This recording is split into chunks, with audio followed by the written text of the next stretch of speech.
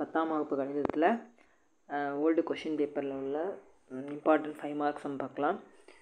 அதில் முக்கியமான சம் வந்து பயிற்சி 6.3ல் 3வது சம் 60 மீட்டர் உயரமுள்ள 3வது கணக்கு 60 மீட்டர் உயரமுள்ள கோபுரத்தின் உச்சியிலிருந்து செங்குத்தாக உள்ள ஒரு விளக்கு கம்பத்தின் உச்சி மற்றும் அடியின் இறக்க கோணங்கள் முறையே 38 டிகிரி மற்றும் 60 டிகிரி எனில் விளக்கு கம்பத்தின் உயரத்தை காண்க அப்படின்னு சொல்லியிருக்காங்க. முக்கியமாக இதில் இருந்து பொறுத்தது எல்லாமே இறக்க கோணம் தான். இறக்க கோணங்கள் நம்ம என்னவா மாற்றிக்கணும், ஏற்ற கோணமாக மாற்றிக்கணும். உச்சியோட இறக்க கோணம் 38 டிகிரினும் அடியோட இறக்க கோணம் 60 டிகிரின்னு எடுத்துக்கணும். ஓகேவா? அப்போ எதோட உயரம் கேட்குறாங்க, விளக்கு கம்பத்தோட உயரம். ஏற்கனவே அவங்க கோபுரத்தோட உயரம் கொடுத்துட்டாங்க, எத்தனை மீட்டர், 60 மீட்டர். நல்லா முதல்ல புரிஞ்சுக்கணும், கொடுத்தது கோபுரத்தின் உயரம் 60 மீட்டர், என்ன கேட்டிருக்காங்க, விளக்கு கம்பத்தின் உயரம் கேட்குறாங்க. ரெண்டுமே இறக்க கோணம் தான். விளக்கு கம்பத்தின் உச்சியை வந்து 38 டிகிரியில் பார்க்குறாங்க, அடியை வந்து 60 டிகிரியில் பார்க்குறாங்க. ஓகேவா? நமக்கு வந்து ஃபார்முலாவில் tan 60 tan 45 அதெல்லாம் தான் தெரியும். tan 38 தெரியாது, அதனால் அவங்களே ப்ராக்கெட்டில் கொடுத்துட்டாங்க. tan 38 மதிப்பு 0.7813 எடுத்துக்க சொல்லிட்டாங்க. அதே போல் √3 மதிப்பு 1.732 அவங்களே கணக்கில் கொடுத்துட்டாங்க. இப்போ இதெல்லாம் வச்சு தான் என்ன பண்ண போகிறோம், கணக்கு போட போகிறோம். என்ன கொடுத்துருக்காங்க முதல்ல பார்த்துங்க. என்னென்ன கொடுத்துருக்காங்க, கோபுரத்தோட உயரம் கொடுத்துட்டாங்க. உயரம் எத்தனது, 60 மீட்டர். என்ன கேட்குறாங்க, விளக்கு கம்பத்தோட உயரம் கேட்குறாங்க. ஓகே, முதல்ல ஒரு படம் போட்டுப்போம். இதுதான் ரஃபாக ஒரு ஃபிகர் நான் சொல்கிறேன். இதுதான் கோபுரம்னு வச்சுப்போம். ஓகேவா? இது கோபுரம், இது கோபுரம். பக்கத்தில் என்ன இருக்குது, விளக்கு கம்பம் இருக்குது. எப்போதுமே அடி எப்படி தான் இருக்கும், ஒன்றா தான் இருக்கும். வேறு வேறு கலரில் போடலாம். இது வந்து கோபுரம், இது வந்து விளக்கு கம்பம். ஓகேவா? அடி ஒன்றா இருக்குன்னு வச்சுக்கலாம்.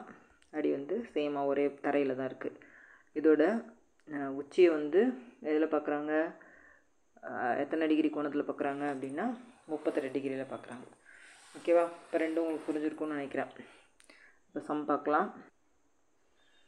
ஓகேவா? இப்போ எப்படி இருக்குது, இது வந்து கோபுரம். ஃபஸ்ட்டு இந்த சைடில் கோபுரத்துக்கு ஒரு ரஃபாக படம் போட்டுங்க. இது வந்து கோபுரம், இது வந்து விளக்கு கம்பம். ஓகேவா?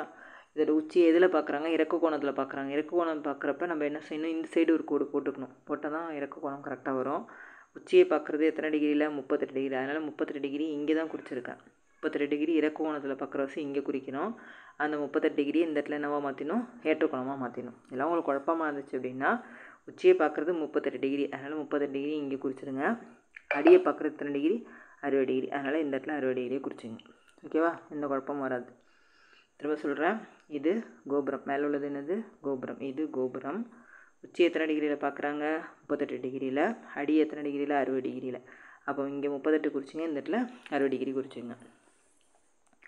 அப்புறம் என்ன தெரியும் அப்படின்னா, இதோட கோபுரத்தோட உயரம் எத்தனை மீட்டர், 60 மீட்டர். இந்த இடத்துல எத்தனை மீட்டர் குறிச்சிக்கணும், 60 மீட்டர். இது கோபுரம், இது விளக்கு கம்பம். விளக்கு கம்பம் தான் என்னென்னு கேட்குறாங்க, உயரம் என்னென்னு கேட்குறாங்க. ஓகேவா? இப்போ நமக்கு ஆல்ரெடி பித்தாகரஸ் தேற்றம் தெரியும். பித்தாகரஸ் தேற்றத்தில் tan θ = எதிர்பக்கம் பை அடுத்துள்ள பக்கம். இப்போ முதல்ல எது எதிர்பக்கம், எது அடுத்துள்ள பக்கம்னு பார்க்கலாம்.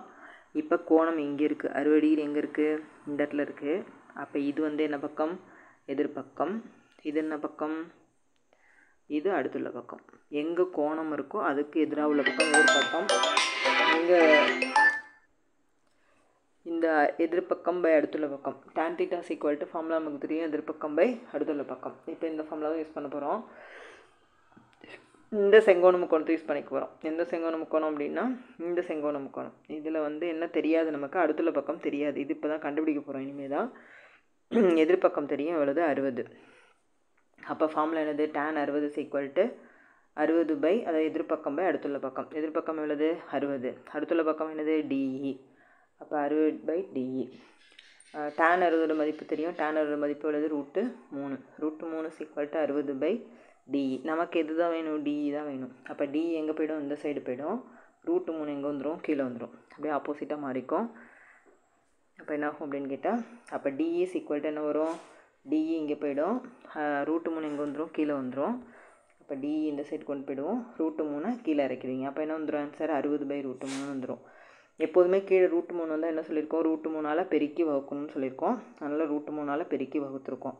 பெருக்கி வைக்கும்போது என்னவோ 60 √3 பெருக்கினா ஆன்சர் 60√3. √3 √3 பெருக்கினா ஆன்சர் என்ன வந்துடும், 3 வந்துடும். √3 இன்ட்டு √3. ஆன்சர் என்ன தான் வரும்? 2 ரூட்டு போய் ஆன்சர் வெறும் 3 வரும். இப்போ இந்த 3க்கும் 60க்கும் அடித்தோம்னா ஆன்சர் எவ்வளோ கிடைக்கும்? 20 கிடைக்கும். ஓகே தானே?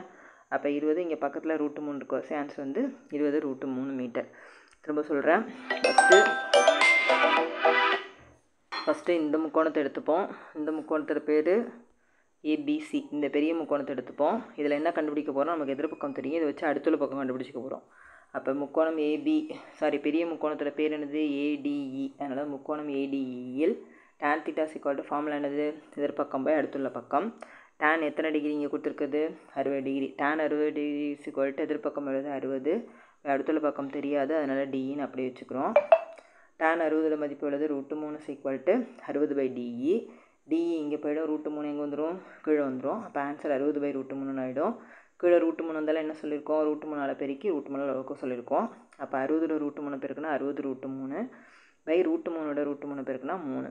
இந்த 3க்கும் 60க்கும் கேன்சல் பண்ணோம்னா ஆன்சர் என்ன வரும்? 20 வரும். அப்போ ஆன்சர் 20√3. அப்போ டிஇ இந்த இடத்துல எவ்வளோ ஆன்சர் இருக்கும்? டிஇ இந்த இடம் வந்து 20√3. இது அடுத்துள்ள பக்கத்தோட ஆன்சர். ஓகேவா? இப்போ ஒரு பெரிய முக்கோணத்தை வச்சுட்டு என்ன கண்டுபிடிச்சிட்டோம்? எதிர்பக்கம் தெரியும், கோணம் தெரியும். அதை வச்சு அடுத்துள்ள பக்கம் கண்டுபிடிச்சிட்டோம். இப்போ நம்ம என்ன பண்ண போகிறோம்? அடுத்தது சின்ன முக்கோணத்தை பார்ப்போம். அவங்க கேட்குறது விளக்கு கம்பத்தோட இதோட உயரம் தான் கேட்குறாங்க. இந்த உயரம் கேட்குறாங்க. அதில் தான் என்ன பண்ணியிருக்கோம்? இதோட அடுத்துள்ள பக்கம் கண்டுபிடிச்சி வச்சுருக்கோம். அடுத்தது இங்கே 20√3 இருந்துச்சுன்னா இங்கே எவ்வளோ தான் இருக்கும்? 20. ஏன்னா இந்த சைடும் இந்த சைடும் இணையான பக்கங்கள். அதனால் இங்கே 20√3னா இங்கே எவ்வளோ தான் இருக்கும்? 20√3 தான் இருக்கும். இப்போ சின்ன முக்கோணத்தை பாருங்கள். சின்ன முக்கோணத்தில் என்ன இருக்கும்? இது சின்ன முக்கோணம். சின்ன முக்கோணத்தில் என்ன பக்கம் தெரியும்? கோணம் எவ்வளவு? 38 டிகிரி. எதிர்பக்கம் எவ்வளவு? தெரியாது. ஏபி தெரியாது. அடுத்துள்ள பக்கம் தெரியும் எவ்வளவு? 20√3. இப்போ இதை வச்சுட்டு என்ன கண்டுபிடிக்க போகிறோம் அப்படின்னா எதிர்பக்கம் கண்டுபிடிக்க போகிறோம். நல்லா கணக்கு நல்லா புரிஞ்சுட்டு பாருங்கள். முக்கோணம் ஏபிசிஎல். இந்த சின்ன முக்கோணத்தோட பேர் என்னது? ஏபிசி. இங்கே கோணம் எத்தனை டிகிரி இருக்குது? 38 டிகிரி இருக்குது. எந்த பக்கம் தெரியாது? எதிர்பக்கம் தெரியாது.